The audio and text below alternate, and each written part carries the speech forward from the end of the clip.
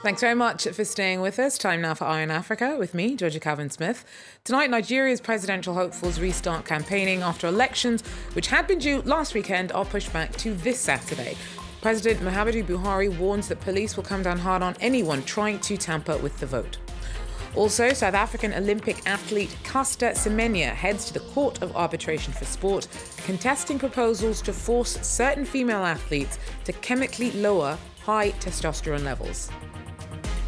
And as Senegal gears up for elections this weekend, President Macky Sall is hoping that his economic record will see him through for another term. But first, Médecins Sans Frontières accuses UN peacekeepers of doing little to help civilians who were attacked by armed groups in the Central African town of Batangafo last October and November.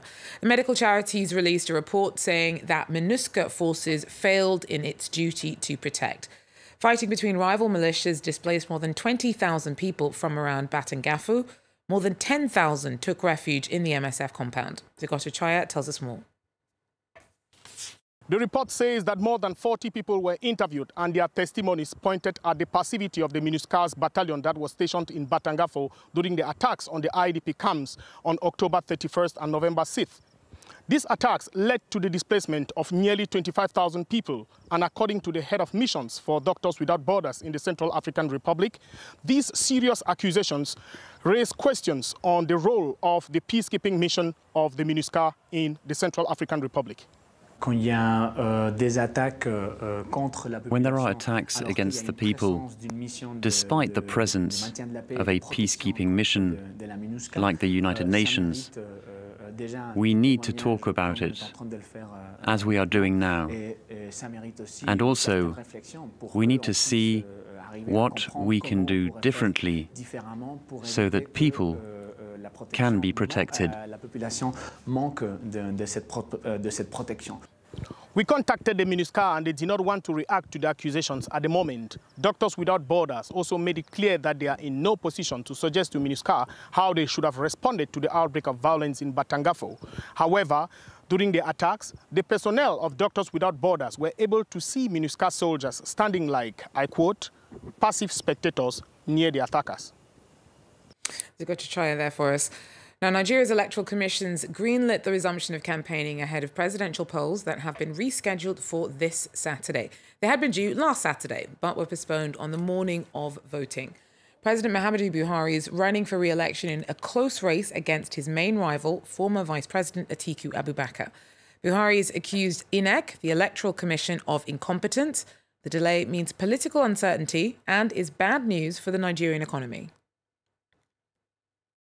So even between now and the new scheduled dates, the tempo of economic activities will go down significantly because there's already a confidence issue. There are issues being raised by the political parties about confidence in INEC.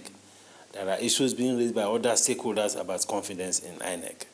And once you have a confidence crisis, it affects the economy.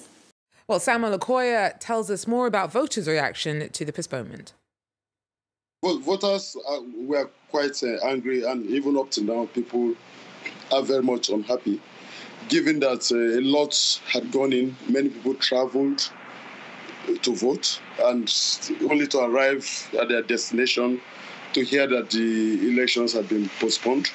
The issue for many is that if you had almost 4 years to prepare for this, why would you, at the last few hours, postpone the election? So it's been a thing of anger. Businesses were closed down, lives were disrupted, and at the end of the day, there was nothing to show for it.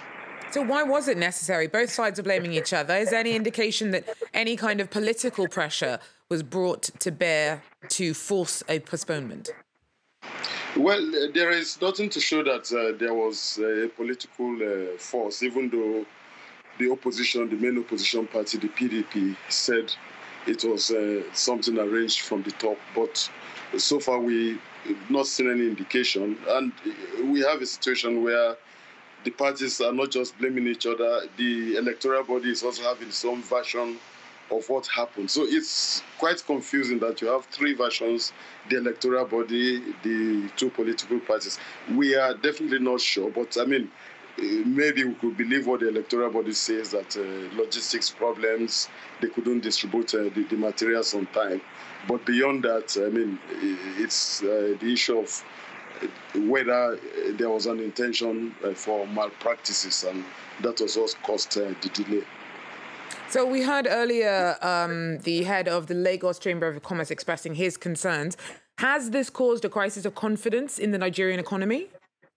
Oh, sure. I mean, the economy is very much tied to politics. And when you have a very volatile political situation, then the economy goes down. And what we saw last Saturday and up till now shows that there's a degree of loss of confidence if a system says there'll be election today and suddenly within hours the voting is cancelled. Then it means that system cannot be trusted. And if it cannot be trusted, then who wants to invest in that kind of a system? I mean, people, huge businesses, small businesses had to close down because of this. And the assumption is that at the end of the day, the whole process will resume. But now they have to go through this again. I mean, a closure. There will be another closure in another 1 week. And some are not sure whether actually election will even take place next week.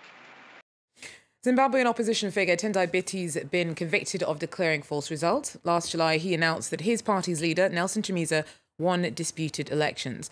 Biti's been fined $200 and he's vowed to appeal. Chamisa's still claiming that President Emerson Mnangagwa's win was fraudulent. The country's sunk ever deeper into political unrest since those elections. Rights groups say that 17 people were killed in a crackdown on protests in January. On Monday, Mnangagwa retired 4 generals in the first shake-up of the army since he took office. All agreed that we move forward. South Africa's Caster Semenya has begun her appeal in a case that could have far-reaching consequences for athletes around the world. The two-time Olympic champion's trying to overturn a proposed regulation that would see some female runners forced to lower their testosterone levels. Andrew Hillier has more. For the next few days, the sporting world will be following Caster Semenya's every move. Not on the running track, but here at the Court of Arbitration for Sport in Lausanne. The two-time Olympic champion wants to overturn a controversial regulation that would force female runners with high levels of testosterone to take medication to lower it. But the IAAF, the world's governing body for athletics, argues that the hormone increases muscle mass and endurance, giving some female athletes an unfair advantage.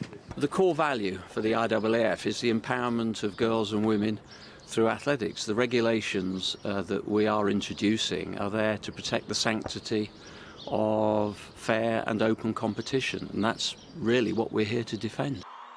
But South Africa's Semenya says the proposed rules are unfair. She says she just wants to run the way she was born. The runner is also backed by the South African Athletics Federation, which argues the ruling would breach her human rights. Women's bodies, their well-being, their ability to earn a livelihood, their very identity, their privacy, their sense of safety and belonging in the world are being questioned. If the rules survive Semenya's challenge, it would be introduced by the end of March, 6 months later than initially planned. Senegal's gearing up for elections this Sunday. President Macky Sall will be facing off against 4 other candidates, but he is widely expected to win a second term. Today, the country's economic growth is more than 3 times what it was 7 years ago when Sall was first elected, and he's promising more development if voters back him once again. Our correspondents report. Roads spanning over 1,500 kilometres, an international airport, the rebirth of a national airline, a regional express train and a bridge over the River Gambia, all completed during President Macky Sall's term. His accomplishments also include doubling energy production and introducing government subsidies for poor households. Le Senegal émergent. An emerging Senegal, the best for Senegal. An audacious Senegal. A progressive Senegal. A Senegal at work. But in Yumbel, a low-income neighbourhood in the suburb of Dakar, have living conditions really improved? According to the World Bank, poverty is in slight decline, but still affects 1 in 2 people. Here, opinions differ on the incumbent president. I appreciate his family grants. They're good for adults and children. Thanks to this aid, I pay the children's school fees. Nothing works. We have no pipes. If the rain comes, we all have to leave. And when you come back, there's nothing left. We haven't had any problems with water, electricity, security since he's been here. Honestly, since he arrived, we've had fewer problems. The opposition charges Macky Sall's electoral programme has only served to plunge the country into debt and ignores top issues like youth unemployment, which hasn't improved. For this economist, the current workforce lacks the training to meet the needs of an emerging country. It requires another factor, a work factor. This is where the problem lies. In our labour market, 8 out of 10 people have no qualifications. How do you want to attract the private sector and structurally transform your economy with a dose of capital that needs skilled labour if your job market is plagued by an unskilled workforce? If re-elected, Macky Sall plans to launch Phase 2 of the emerging Senegal plan, a project only made possible with the financial support of outside donors. They have already promised $14 billion.